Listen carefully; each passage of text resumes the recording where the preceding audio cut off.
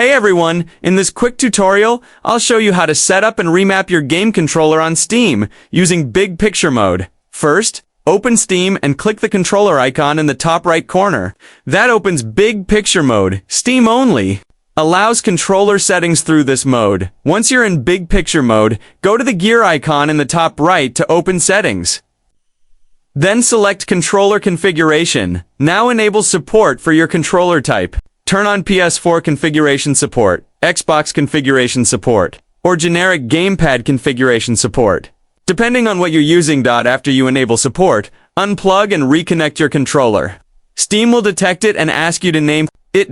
Next, go to your library, select a game, click Manage Game, then choose Controller Configuration. From here, you can remap buttons however you want.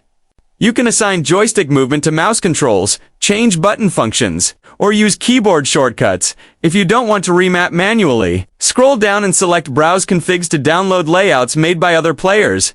That's it. Now your controller is fully set up and ready to use on Steam. If this helped you out, don't forget to like the video, subscribe to the channel, and hit the bell so you don't miss more quick tutorials like this one. Thanks for watching.